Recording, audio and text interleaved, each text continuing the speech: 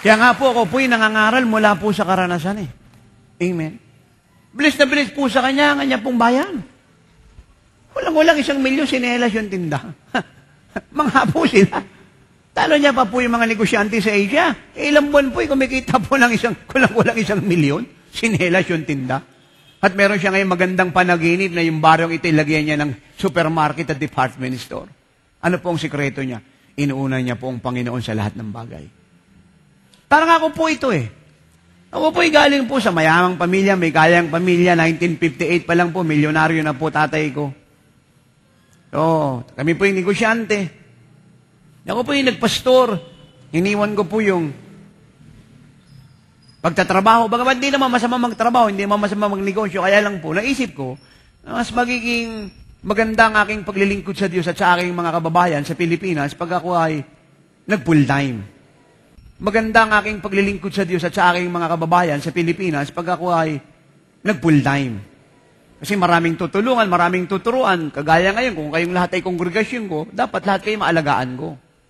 Kung ako pa yung magtatrabaho at magninegosyo, magsa-sideline, yung panahon ko, mahahati. Kawawa kayo.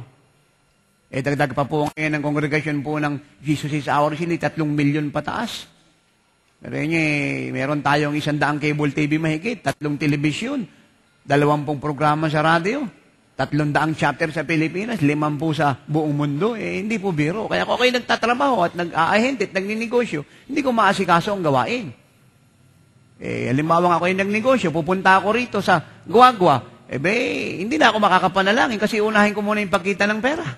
Hindi na ako makakapag-aral, hindi ko na makakausap ang Diyos. Kawawa ang mga nasa ilalim ko. Kaya ako po'y nag-full time. Kaya ako po'y nagsimula sa kalsada.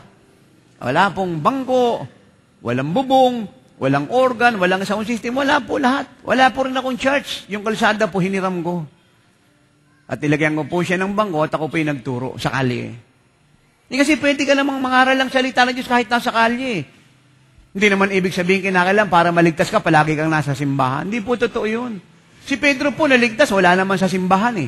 Hindi masamang pumunta ng simbahan, pero ang sinasabi ko po, si Pedro naligtas, hindi sa simbahan. Kahit wala ka sa simbahan, pwede kang maligtas. Si Pedro po yung naligtas sa dagat.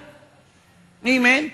Kasi yung kaligtasan naman na kay Kristo eh. Kaya si Kristo yung nasa lahat. Pag nagsisi ka ng kasalanan, tinanggap po siya bilang Panginoon mo, kahit nasa dagat ka, ililigtas ka niya. Amen?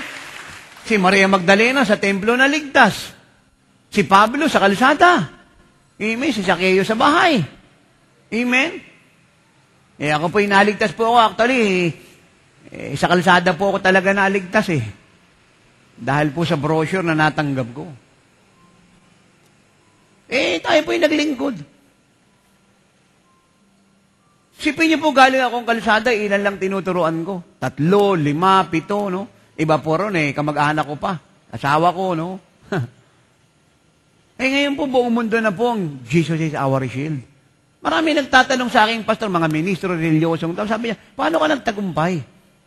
Wala ka namang hinihinging tulong galing Amerika, walang tulong sa'yo galing Korea, Singapore, at iba pa. Ingit, nagtagumpay ka. Hindi ka naman nagninegosyo, hindi ka nang hingi ng pera, hindi ka nang daday, hindi ka nang luloko. Paano ka nagtagumpay? Isa lang po sagot ko.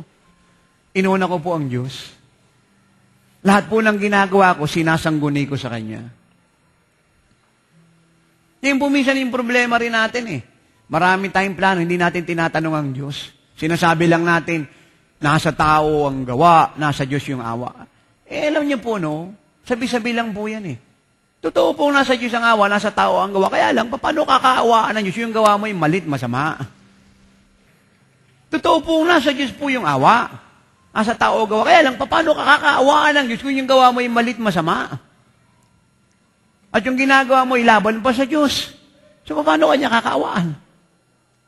Kaya dapat, siguruhin po natin yung ginagawa natin ay tama at maganda. Paano natin malalaman yun? Kaya nga po magandang manood kayo ng Oras ng Himala sa Channel 4 at makinig kayo ng Oras ng Himala sa radio eh. At dumalaw kayo sa Oras ng Himala sapagkat pinapangaral po natin dito yung salita ng Panginoon magtuturo sa inyo ng tamang gawa at tamang pamumuhay at tamang landas ng buhay. Amen? Ano? Sa Panginoon, ikaw ay magpakaligaya at ang mga nasa ng iyong puso sa iyo, ibibigay niya. Hindi sinabing paghihirapan mo, pagpapaguran mo, ibibigay niya ang nasa ng puso mo. Kaya kagaya po ni Adan. No? Ito po'y, mukhang kayo po'y matatawa, pero ito po'y revelation. Ginawa ng Diyos si Adan. Mula sa alabok si Adan, hiningihan ng Diyos ng kanyang buhay, at si Adan pong mula sa alabok ay naging buhay na kaluluwa. Nilagay siya ng Diyos sa paraiso. Kompleto na po paraiso, lahat ng kailangan ni Adan ay nandiyan dyan. Gusto niya ng pagkain sa impapawid, kompleto. Pagkain sa lupa, nandiyan po yung mga gulay, prutas, kompleto. At doon po sa tubig, sa dagat, kompleto. Wala pong kailangan si Adan, nahahanapin niya pa, materially speaking, lahat po ibinigay ng Diyos. Kaya lamang po, alam po ng Diyos na minsan si Adan nalulungkot. Kasi siya po'y nag-iisa. Alam ng Diyos na kailangan ni Adan ang makakasama. Hindi si Adan humingi ng mapapangasawa. Hindi po siya nag-pray kasi hindi pa siya marunong mag-pray. May kausap po ba ako rito? Hindi si Adan nag-orasyon, hindi niya alam kung ano orasyon. May tao mo ba dito? Ang ginawa po ni Adan ay nagpakaligaya sa Diyos. Pag ang Diyos po'y dumadalaw sa hardin ng Eden at kinakausap niya, si Adan po'y available para i-fellowship ang Diyos. At dahil ang Diyos po'y nalugod sa kanya, dahil nakikipag-fellowship siya sa Diyos, inuuna niya ang Diyos. Nung si Adan po'y natulog, kumuha po ang Diyos ng tadyang, o ng laman sa tadyang ni Adan at ginawa pong babae, ang pangalan ay Eva.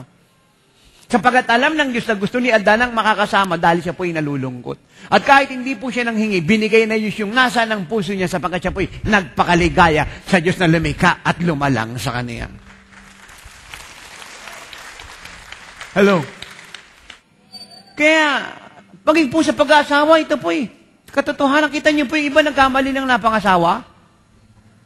Amen? Gumulo buhay. Palit ng asawa hindi pa rin nagtatagumpay. Kasi nga hindi nagpakaligaya sa Diyos. Pag nagpakaligaya ka sa Diyos, alam niyang gusto mo mag-asawa, bibigyan ka niya ng para sa'yo. Siyang pipili para sa'yo. Alam niyo, no, mabuti yung mga magulang natin pumili, no? Mahal tayo, nagmamalasakit. Kaya lang minsan nagkakamali tayo Pero pag ang Diyos ang pumili ng mapapangasawa, hindi siya magkakamali. Ang ibibigay niya sa iyo ay makakatawang mo at magpapaligaya ng buhay mo. Kaya dapat, hindi tayo Valentine Day addict napansin ko po noong Pilipinas, parang Valentine Day addict. Natututo po magmahal ang Pilipino pag dumadating ang Valentine Day. Naghahanap po siya ng makakapartner, no? Naghahanap siya ng mapapangasawa at kung meron na, saka lamang pinapapadama yung pagmamahal niya sa asawa. Mali po yun Mali po yun.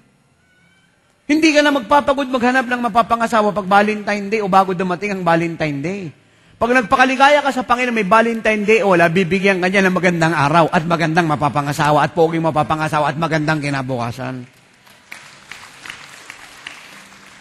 At mamahalin mo ngayon yung asawa mo, yung boyfriend mo at girlfriend mo, hindi pag Valentine Day lang. Kasi mali po yun Meron pong 365 na araw sa isang taon. Mamahalin mo lang yung asawa mo at boyfriend, girlfriend pag Valentine Day. Paano yung 364? Yun po minsan ang problema ng Pilipino. Para bang maapoy yung pag-ibig natin pag Valentine Day. Pag wala na pang Valentine Day, normal na naman po tayo. Mali po yun. Pag mahal mo ang asawa mo, ang anak mo, ang kapwa mo, ang bayan mo, ang Diyos, araw-araw, pinakikita mo ang pagmamahal na hindi pag Valentine Day sapagat ang pag-ibig pong totoo ay walang pinipiling panahon. Siya po ay pang araw-araw at pang habang panahon. Amen? Yung akin pong may bahay. Siya po lagi ko pong dinidate. Pag may pagkakataon po ako, wala po kami pinag-uusapang Valentine Day. Pinadadama ko po sa akin may bahay na siya po mahal ko. Araw-araw. Hindi pag Valentine Day. Kaya nga walang Valentine Day sa amin kasi yung pag-ibig namin hindi pang Valentine Day May ito pa nga malungkot. Pag Valentine Day, puno ang motel.